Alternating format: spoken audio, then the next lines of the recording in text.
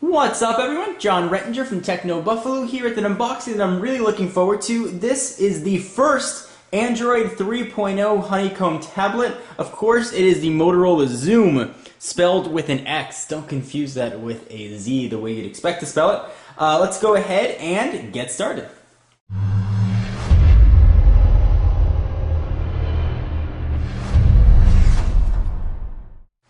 Alright, so here's a picture of the Xoom on the box. Interestingly enough, the box doesn't come sealed, so maybe that meant there was a last-minute firmware update or whatever. The box doesn't come sealed, so when you buy it, don't pick it up like this or you're going to drop your $800 tablet. And yes, that was not an error. This thing is going to cost you $800, which is a lot of money for a tablet.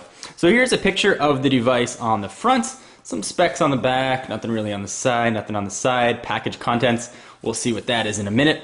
And talking a bit about Android 3.0 Honeycomb, Motorola Xoom with Google powered by Android 3.0 on the Verizon network. This is a CDMA device. At launch, it will support Verizon's EVDO Rev A, but it will be upgradable. And the rumor and what it looks like it's going to be, it's actually going to be a hardware upgrade to Verizon's 4G LTE. So stay tuned to Techno Buffalo for details on that. There's a lot of optimizations here meant for the tablet. And for those that have been following the Android 3.0 news, you'll know that 3.0 is the first Android operating system that's optimized for the tablet. So you get a new YouTube interface, new Google Maps, and a tablet version of Angry Birds, which we've seen.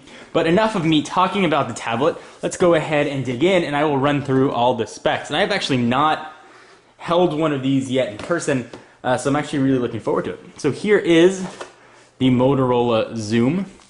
It feels pretty nice in the hand. We'll take a look at that in just a minute. Let's see what else you're going to get in the box.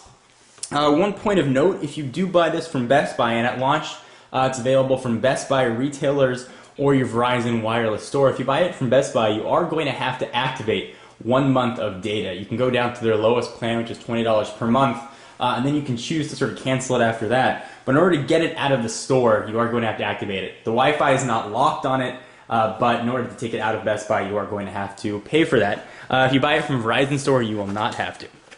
So you may be better off heading to your local big red retailer.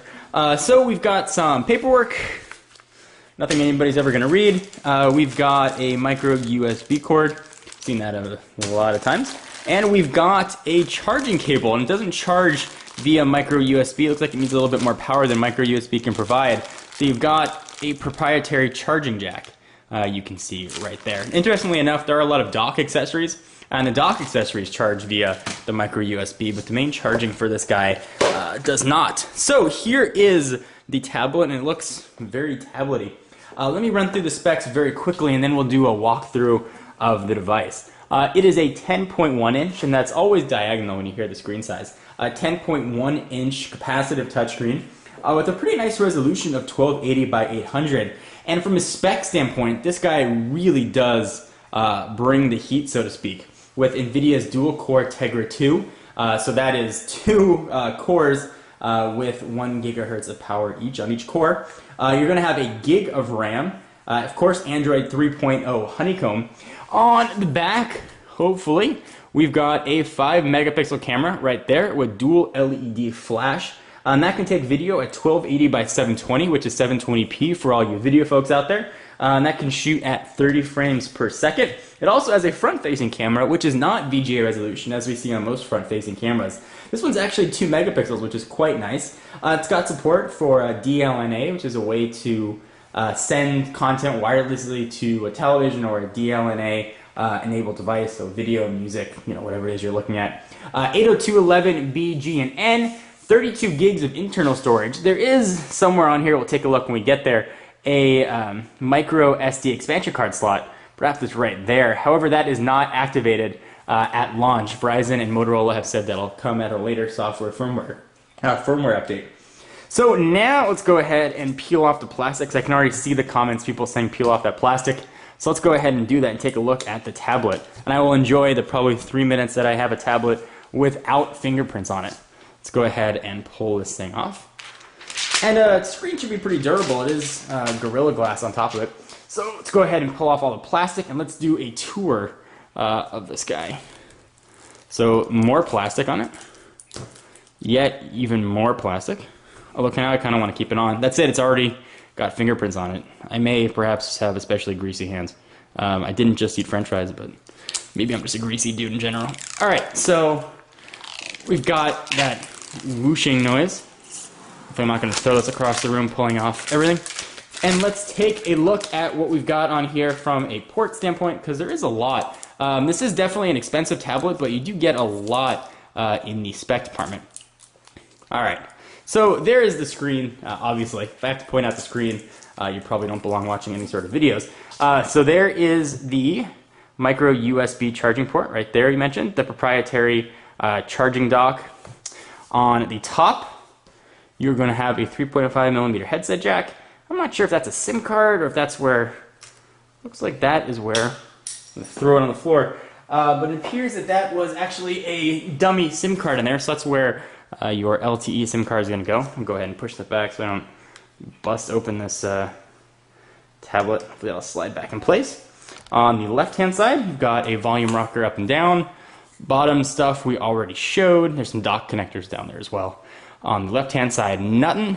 On the back, Motorola logo. You've got a speaker, actually dual speakers. There's your dual LED flash. I'm actually just flicking off the camera by accident. And there's your 5 megapixel camera. And on top was all that stuff we just showed. So let me go ahead and bring in probably what a lot of you are going to cross-shop the Xoom with, and again, Xoom with an X. Here's a quick size comparison with the iPad. And you can see how greasy my fingers actually are, if I get that right angle there. And of course we'll do a full iPad versus Xoom comparisons, but in case you guys are sort of wondering what this is going to look like from a thickness standpoint, there you go. On first blush, and certainly I haven't turned this on yet, the Xoom does have a nice build quality to it. It feels, really good and solid. And speaking of turning it on, you're probably noticing there isn't any physical capacitive buttons down here, as we've seen with normal Android devices, the home, menu, search, and the rest of them.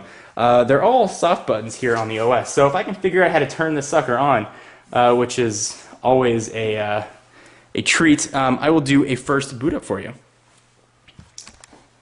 Alright, so the power button actually does rest on the back right there.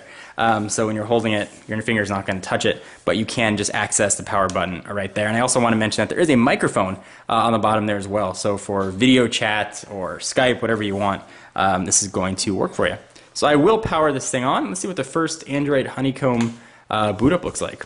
So you get that Motorola dual core that we saw on the Atrix, or their new splash screen, which is still kind of cool to see dual core.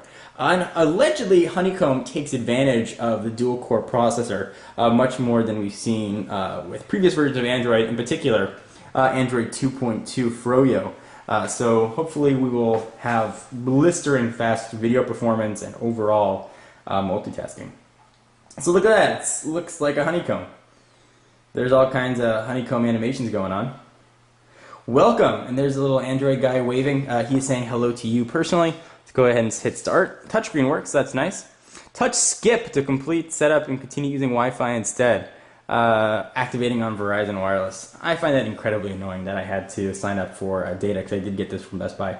Let's go ahead and, well, we'll go ahead and let it activate on Verizon Wireless. So stay tuned for a full tour of Android 3.0 Honeycomb, camera tests, iPad comparisons, all the stuff that you expect from Techno Buffalo for a new hot device like this. Anything in particular that you guys want to see that you might think we might not cover, be sure to leave your comments down below and we will check it out for you. And sort of while this is activating, I've got a bonus for those of you that stuck around the 7-8 odd minutes. We've got the Motorola Protective Portfolio case, keeping in vein with the pretty high pricing. This thing's going to be $40 if you want to pick it up from Best Buy or your Verizon store. However, if you buy a case, you do not have to activate a data plan though, which is nice of them. Let's go ahead and pull this out and see what it looks like. If I can do that. And it is just about what you'd expect. It is a case that lets you sort of prop it up at different angles. It's got sort of that rubbery feel to it. It's got some hard plastic on the side to hold your Xoom with an X in place, and you can sort of prop it up and do what you want with it. So this is the case. I'll show you in a future video what it looks like on the case. In the meantime, activation is complete, so touch next to continue with setup. Maybe a little bit on the slow side. This is EVGO Rev. Certainly Verizon's LTE, as I've said on many times, is blistering fast and really kind of nice to use. So I'm not going to bore you with the setup process. Stay tuned to Techno Buffalo for the rest of the coverage.